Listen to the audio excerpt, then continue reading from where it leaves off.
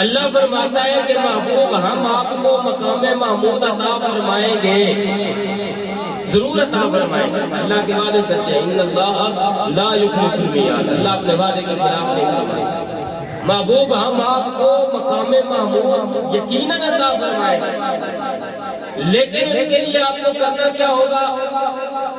وَمِنَ اللَّيْلِ فَتَهَجَّدْ بِهِ نَافِلَةً لَكَ، رات کے کچھ حصے میں جو آپ تہجد کے نفل پڑھتے ہیں، رات کے جو کچھ حصے میں آپ تہجد کے نوافل پڑھتے ہیں، اس کے نتیجے میں آپ کو انعام کے طور پر مقام محمود عطا فرمایا۔ یاد رہے ہم عام مسلمانوں پر تہجد کی نماز نفل ہے، مستحب ہے، لیکن اللہ کے ولیوں پر اور اللہ کے نبیوں پر یہ فرض ہوتی ہے۔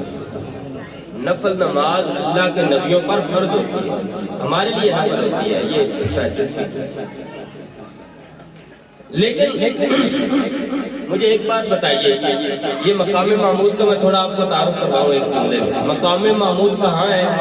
اللہ رب العزت کے عرش کے سائے تلے، سب سے بلند مقام، اللہ کے عرش کے سائے تلے سب سے بلند مقام محمود ہے۔ اللہ کے عرش کے سائے تلے اور بھی اللہ کے بندے ہوں، شہیدوں کا درجہ ہوگا وہاں، سبز پرندے، وہ سبز پرندوں کے قالب میں ان کی روحیں جو ہیں وہ قندیلوں میں لٹک رہی ہوگی، وہ عرش کے سائے تلے ہوگا، اور بھی اللہ تعالیٰ کئی لوگوں کو، لیکن سب سے بلند مقام جو ہوگا وہ مقام محمود ہے۔ اور وہ حضور پاک صلی اللہ علیہ وسلم کو کس کے بدلے میں مل رہا ہے؟ تہجد کے نوافل کے بدلے میں۔ بات سمجھ لو توجہ کے ساتھ، وہ کس وجہ سے مل رہا ہے؟ تہجد کے نوافل کی وجہ سے۔ ایمانداری سے بتاؤ، نفل کا درجہ زیادہ ہے کہ فرض کا؟ نفل کا درجہ زیادہ ہے کہ فرض کا؟ کتنا فرق ہے ان دونوں میں؟ کتنا فرق ہے؟ 70 نیکیاں نفل کی ہو یا 70 رکعتیں نفل کی ہو اور 1 رکعت فرض کی ہو تو برابر۔ فرض کا ثواب نفل سے 70 گنا زیادہ ہے۔